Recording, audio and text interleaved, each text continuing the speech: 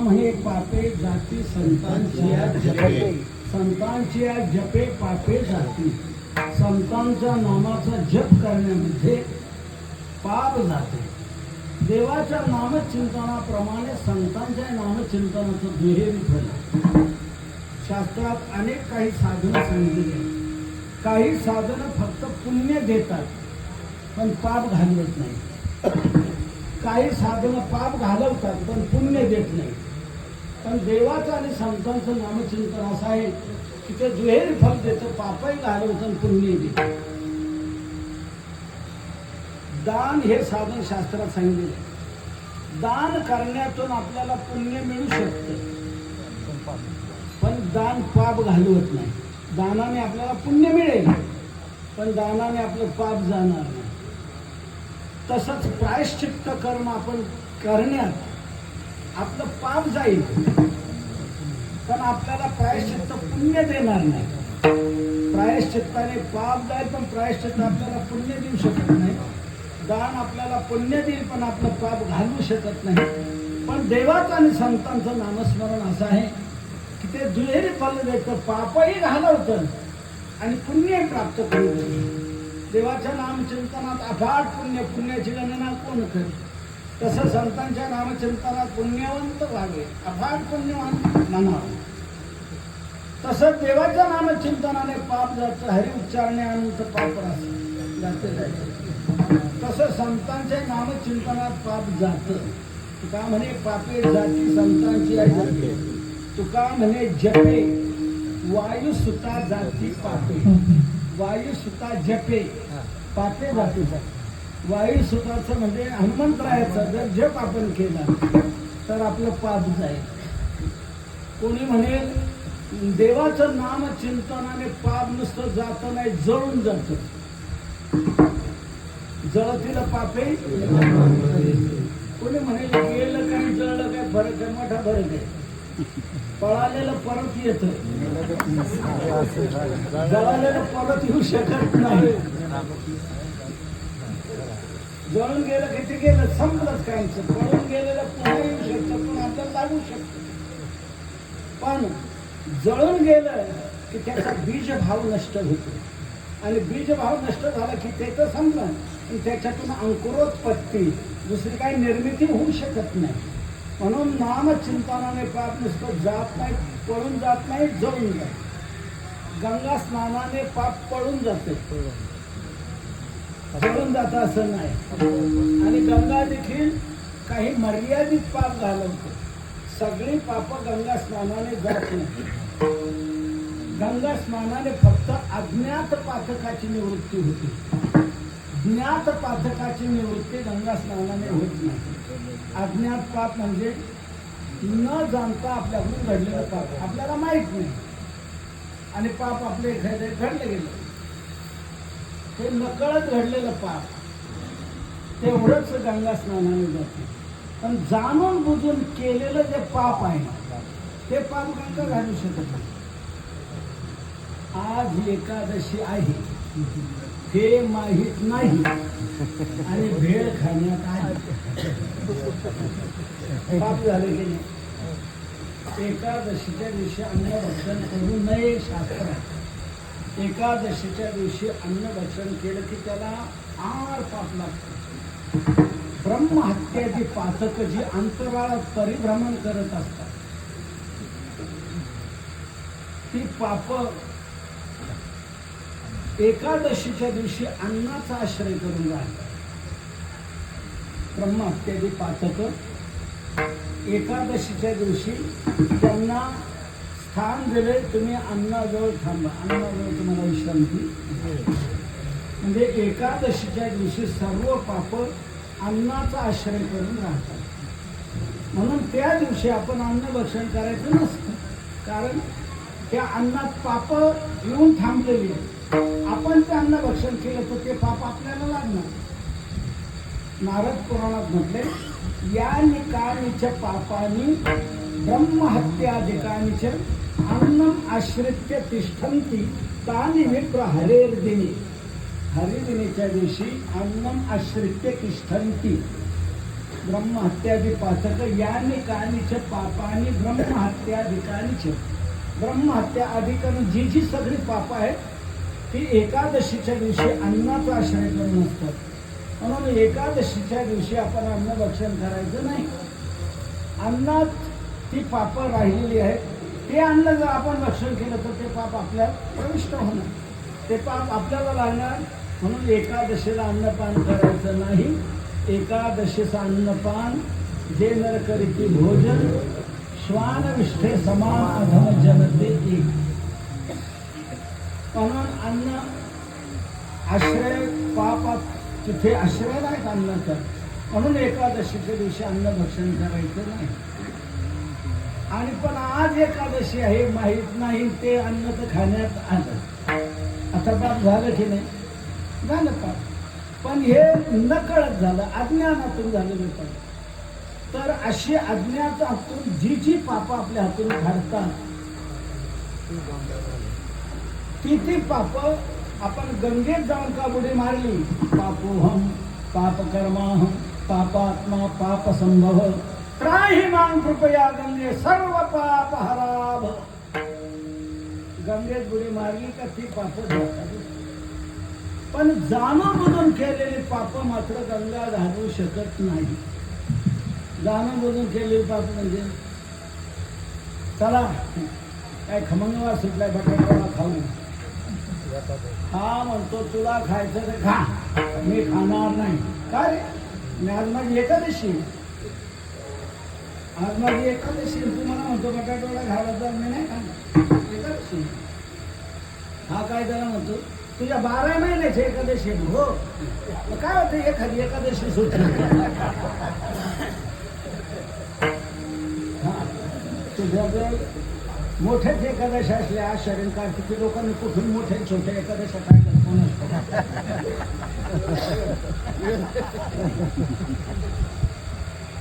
तर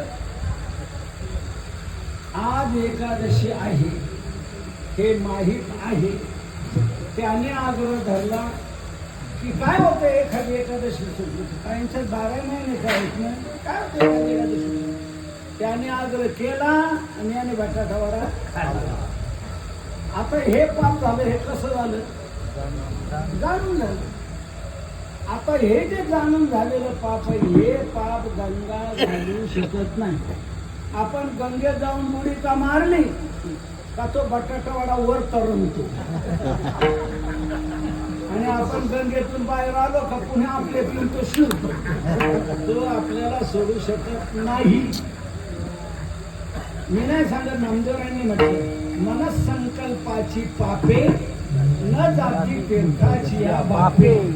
मनसंकल्पपूर्वक केलेली जी पाप असतात ती पाप गंगा स्नानाने जात नाहीत. पण अशी जाणून बुजून झालेली पाप जरी असली, वाल्याने किती जाणून बुजून पाप केली, अनेक पाप अनेकांची, परंतु अज्ञानात अथवा ज्ञानात उत्तम श्लोक नामयत संकीर्तितमहं पुंसो दहे देधो यथा नला. भागवतात म्हटलेलं आहे ज्याप्रमाणे अग्नी हा लाकडांना जाळून भस्मसात करतो तसं भगवंताचं नाम सर्व पापांना जाळून भस्मसात करून टाकतं. पाप पळून जात नाही, जळून जातं. जळून नाम संकीर्तन साधना काही सोपे जळतील पापे जन्म. हे देवाच्या नामचिंतनाचं फल आहे. संतांच्या नामचिंतनाने जळून जातं का? तुकोबाराय म्हणतो हो हो हो तयाच्या चिंतन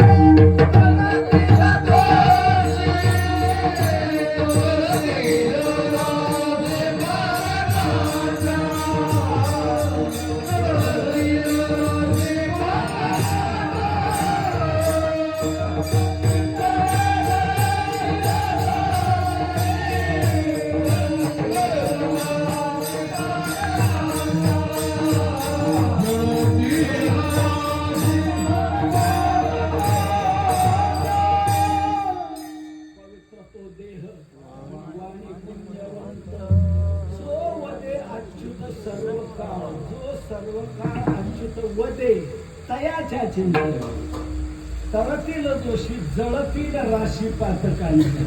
त्याच्या चिंतनाने पातकाच्या राशीच्या राशी जरी असल्या तरी जळून भस्मसात होतील. नाथ महाराजांच्या एका बंगेत ज्ञानोबरांच्या नामचिंतनाचं साफल्य सांगणारा नाथ महाराज म्हणतात, ज्ञानदेव चतुराक्षरी जपहा करितु सर्वज्ञ, ज्ञानाज्ञान विरहित ब्रह्म प्राप्तीची संज्ञा, ज्ञानाज्ञे निजांग होय ऐची प्रतिज्ञा, ज्ञानाग्नीने पापे जळती हे ज्याची आज्ञा, ज्ञानदेव म्हणतात ज्ञानदेव देतो, वासुदेवच होतो अखंड वज्ञ देतो. म्हणून देवाच्या नामचिंतनाप्रमाणे संतांच्या नामचिंतनातून पाप जळून भस्मसात होतं आणि पुण्याचा फाट प्राप्त होतं. म्हणून देवाच्या आणि संतांच्या नामचिंतनाचं एक समन्वय स्वरूप, सारख्या फळाचं स्वरूप संतांनी आपल्या निदर्शनास सांगून दिलेलं आहे. म्हणून आपल्या वारकरी संप्रदायामध्ये देवाच्या उत्सवाप्रमाणे संतांचे उत्सव आपण करतो, देवाच्या मंदिराप्रमाणे संतांचे मंदिर करतो, देवाच्या नामचिंतनाप्रमाणे संतांचे नामचिंतन करतो. याप्रमाणे समान फल देणारे हे दोन्हीचं नामस्मरण आहे. म्हणून तुकोबाराय म्हणतात, तुम्हाला पाप घालवायचे का संतांचं नाव घ्या, पुण्य मिळवायचे का संतांचं नाव घ्या, विश्रांती पाहिजे संतांचं नाव घ्या, महाफल परब्रह्म हाताला येणं संतांचं नाम घ्या. तुम्ही जे म्हणाल ते फल देवाच्या नामचिंतनाप्रमाणे संतांच्या नामचिंतनातून प्राप्त होतं.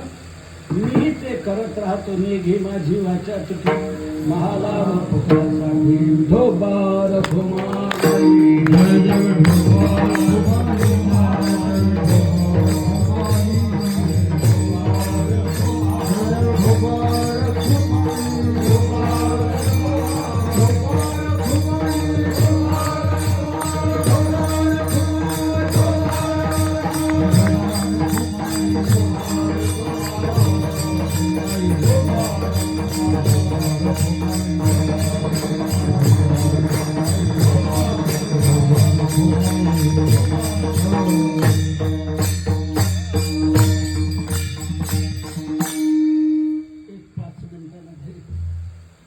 एक महत्वाची शंका त्याचे निरसन केलं आणि 5 मिनिटांमध्ये कालयाजच करून घ्यायचा म्हणतात.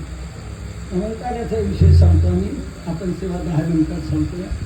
महत्वाची शंका आपल्याला इथे एक येते, देवाच्या नामचिंतनाप्रमाणे संतांच्या नामचिंतनाचं साफल्य सांगितले की पाप जाताने पुण्य प्राप्त होतं. तर यावर महत्वाची शंका अशी येते, पाप गेलंच पाहिजे कशाला आणि पुण्य मिळालंच पाहिजे कशाला. नाही गेलं तर नाही गेलं, पाप झालं तर झालं, राहिलं तर राहिलं. तेवढाच स्टॉक आपला वेळ स्टॉक पठ्याचा आयुष्यात एवढं पाप केलं, झालं तर झालं, राहिलं तर राहिलं. पाप काय बिघडतंय त्यांनी, घालवायचं का आणि पुण्य मिळवायचं का. पुण्य कशा करता पाहिजे, कशा करता मिळवायचं आणि पाप कशा करता घालवायचे.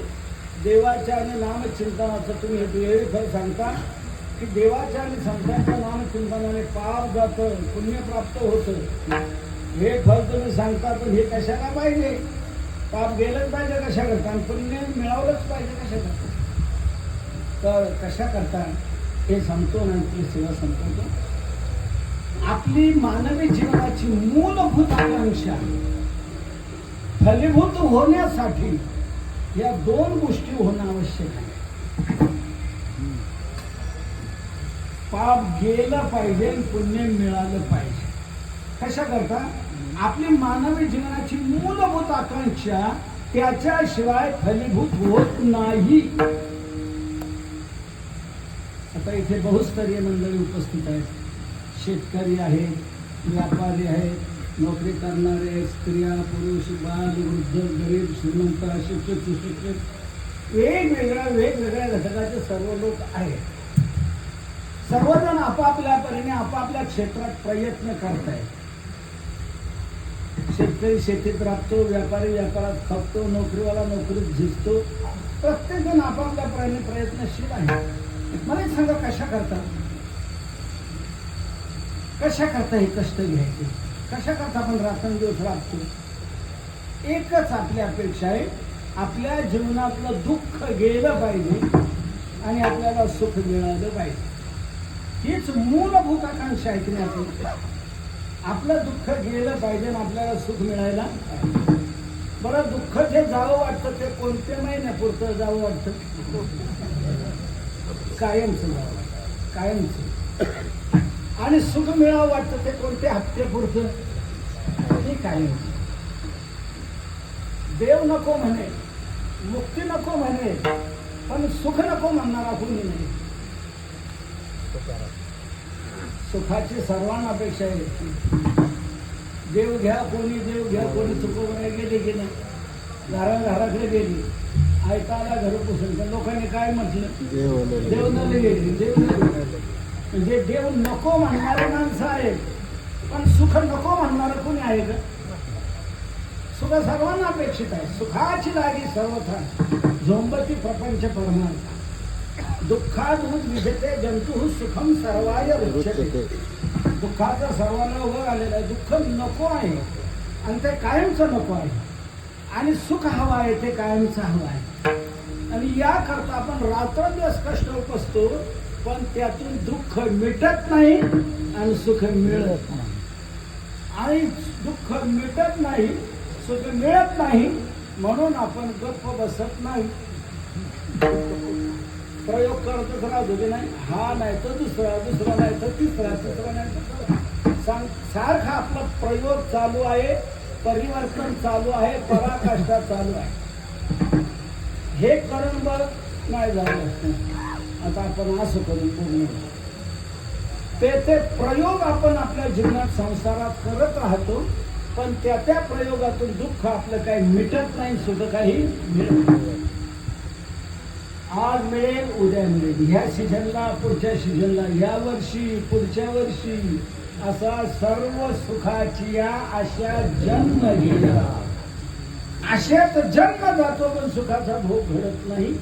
म्हणून आपल्याला अपेक्षा आहे सुखाची, आणि दुःख नको आहे ते कधीच नको. पण आपल्या या प्रयत्नातून दुःख मिटत नाही, सुख मिळत नाही. तर का दुःख मिटत नाही, सुख का मिळत नाही? तर सुख केव्हा मिळू शकतं आणि दुःख केव्हा मिटू शकतं, हे आपल्याला याबरोबर पाहिलं पाहिजे. तर पाप जोपर्यंत आहे तोपर्यंत दुःख येत राहणार. दुःखाला कारण आहे पाप. आपल्याला दुःख जावं वाटते ना, तर दुःख घालवायचं असेल तर पाप घालवलं पाहिजे. कारणाच्या निवृत्तीशिवाय कार्यनिवृत्ती होत नाही. डॉक्टर साहेब, तुमच्याकडे पेशंट आल्यानंतर तुम्ही तर म्हणा याचं कारण काय, हा कशामुळे आजार आहे, कशामुळे झाला, त्याचं कारण शोधताना त्या कारणावर मी इलाज केला. म्हणून कारण संपल्याशिवाय कार्य संपू शकत नाही. कायमची निवृत्ती होण्याकरता कारण संपलं पाहिजे. निवृत्तीचे दोन प्रकार, एक लयरूप निवृत्ती आणि दुसरी अत्यंत निवृत्ती. लयरूप निवृत्ती तिला म्हणतात कारण शिल्लक राहून कार्याची निवृत्ती, ही लयरूप निवृत्ती. ही निवृत्ती खरी नाही, ही तात्पुरती आहे. या निवृत्तीतून पुन्हा उत्पत्ती आहे का, कारण शिल्लक आहे नाही. आणि अत्यंतिक निवृत्ती तिला म्हणतात कारणासह वर्तमान कार्याची निवृत्ती, ही अत्यंतिक निवृत्ती. कारणच संपलं की पुन्हा कार्योत्पत्ती होऊ शकत नाही, ती अत्यंतिक निवृत्ती. लयरूप निवृत्तीतून पुन्हा प्राप्ती होऊ शकते, अत्यंतिक निवृत्तीतून पुन्हा प्राप्ती होऊ शकत नाही. का, कारणच संपलं जातं. तसं दुःख कायमचं मिटवायचं असेल तर दुःखाचं कारण संपवलं पाहिजे. दुःख येतंय कशामुळे, ते घालवल्याशिवाय दुःख संपू शकणार नाही.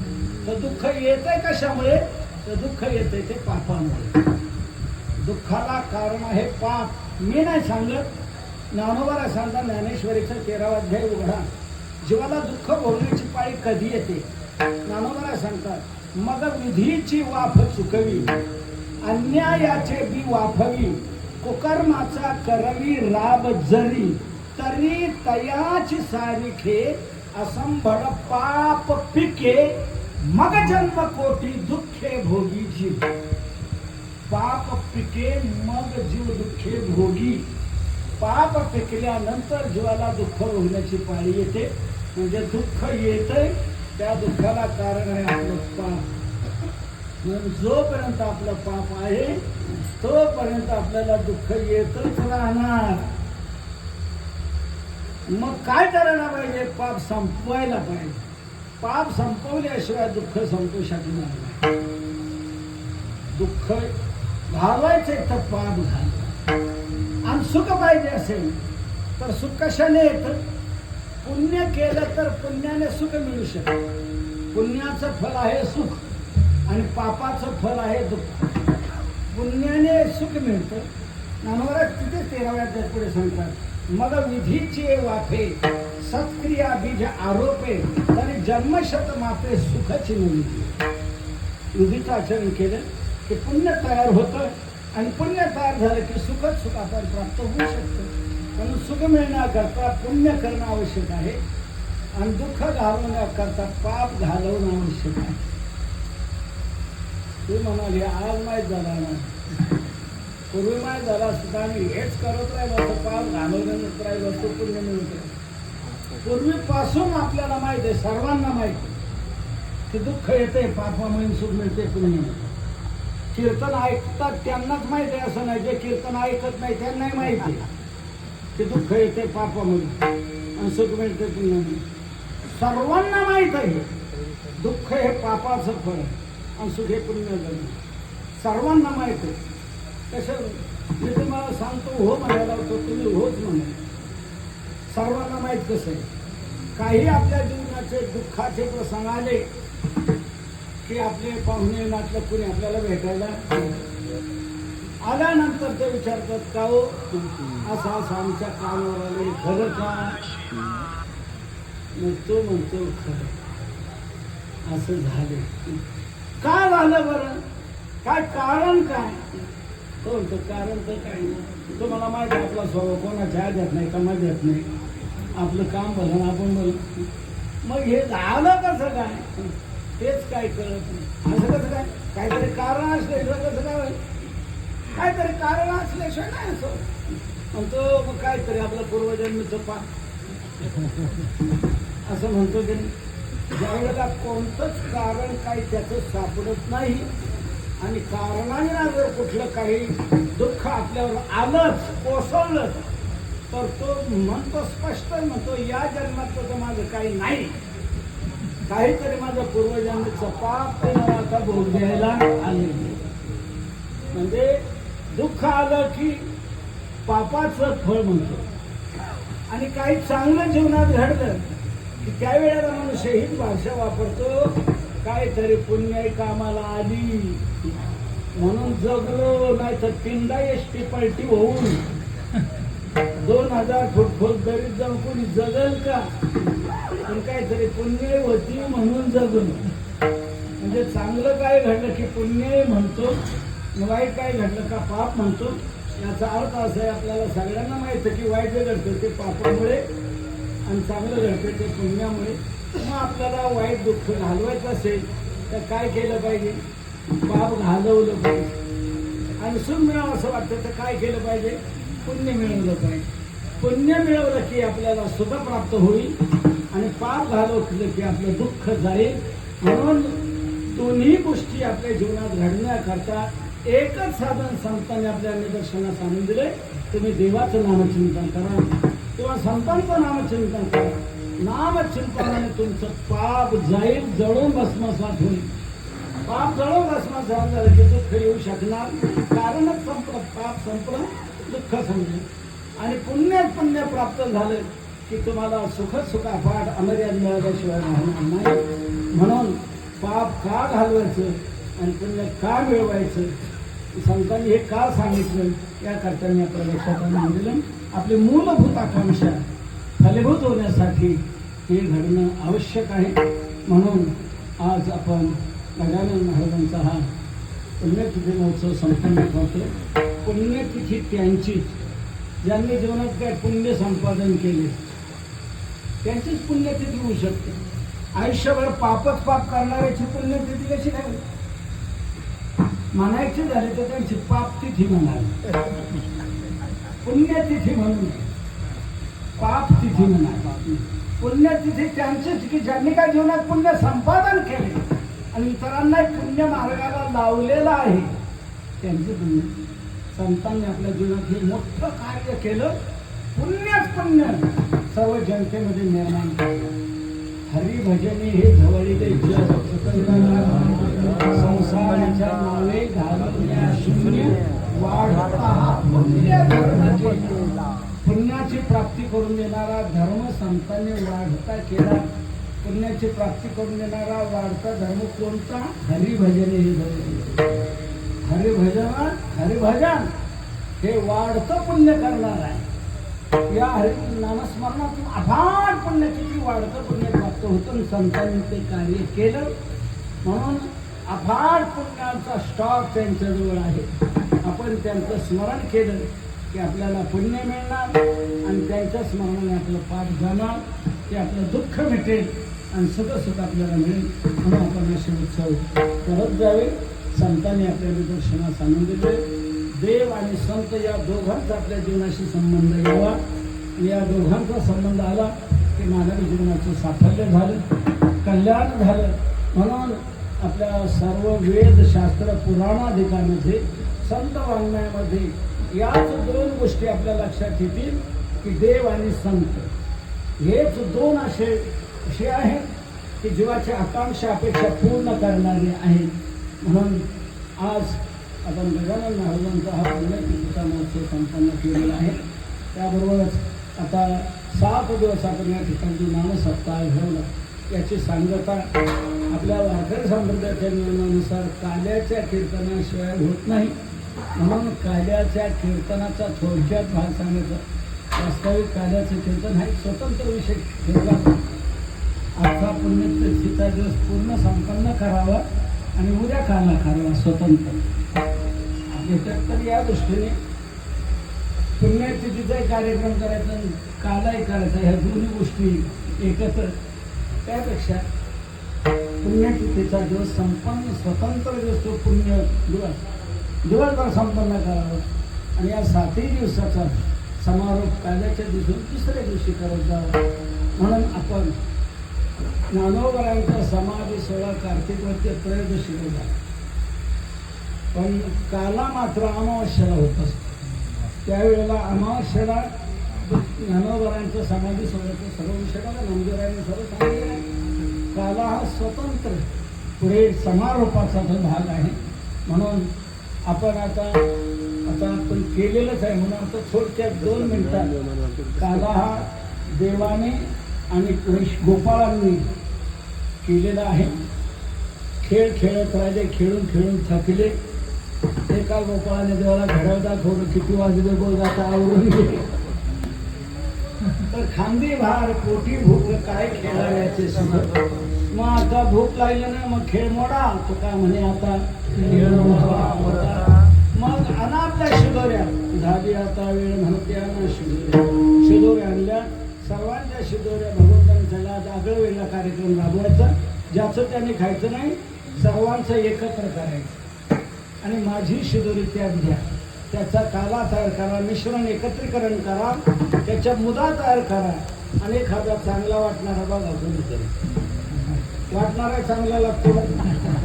काही काही प्रसाद वाटणारे असे अक्कलपोटे असतात, स्वार्थी. दुसऱ्या मागे थोडं थोडं देतात, मागे खूप उरवतात आणि कोपऱ्यात जाऊन एकटेच गप्पाने मारतात. तर असं नको. वाटणारा असा पाहिजे की सर्वांना देता देता मला नाही राहिलं तरी चालणार.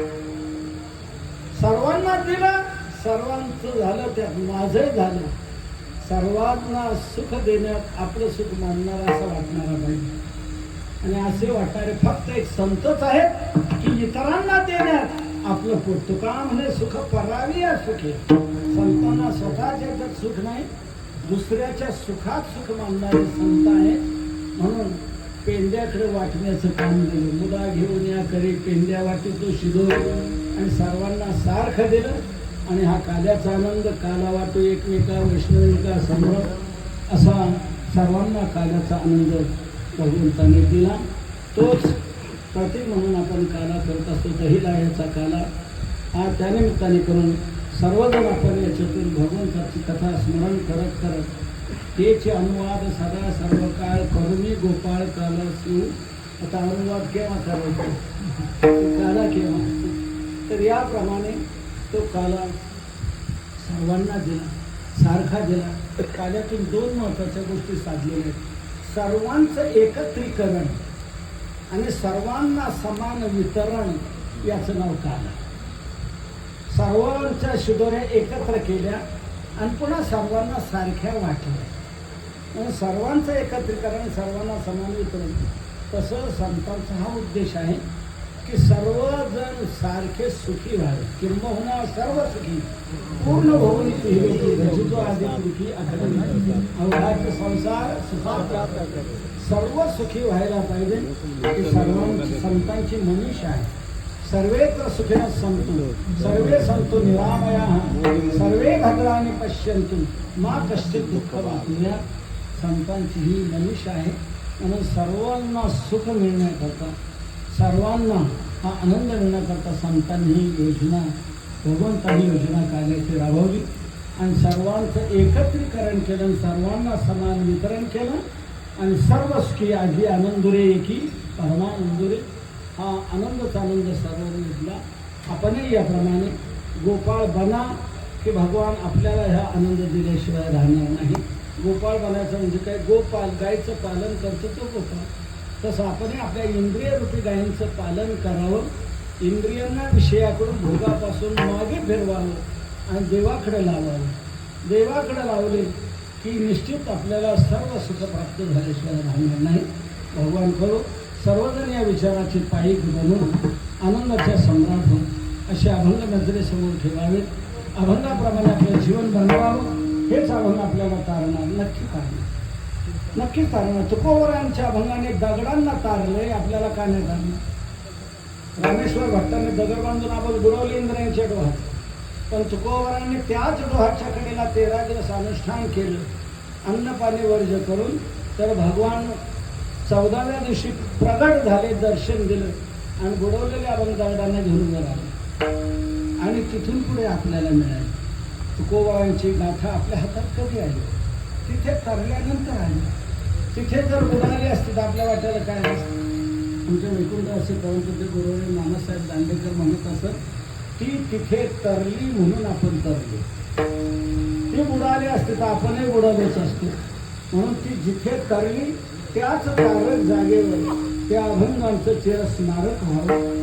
दगडाला घेऊन तरली म्हणून दगडावरच कोरून व्हावं म्हणून गाथा मंदिराची योजना देहूला राबवण्यात आली. त्याच डोहाच्या कडेला त्याच प्रासादिक जागेवर या अभंगांचं शिलालेख स्वरूपात जागतिक कीर्तीचं मंदिर उभं राहिलेलं. पूर्ण गाथा उच्च प्रतीच्या मार्बलवर कोरून लावला गेलेला आहे.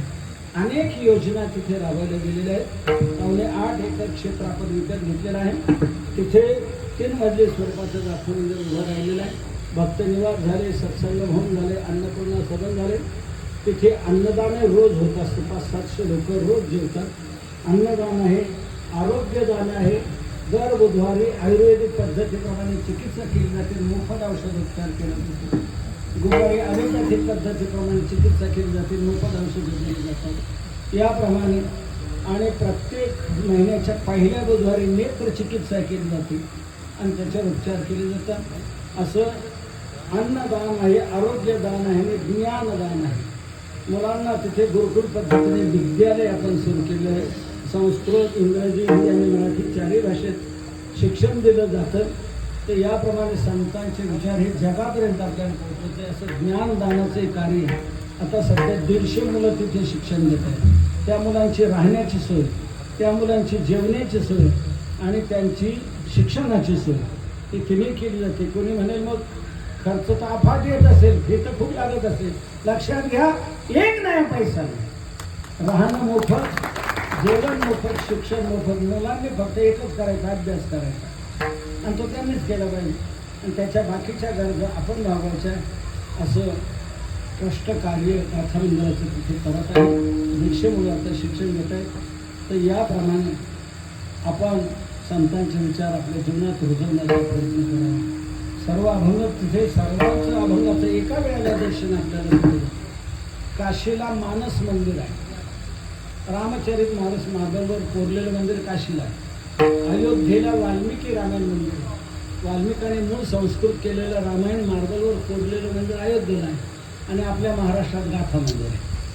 आपल्या महाराष्ट्रातलं वारकरी संप्रदायाचं एक आगळं वेगळं स्थान तिथे निर्माण झालेलं आहे.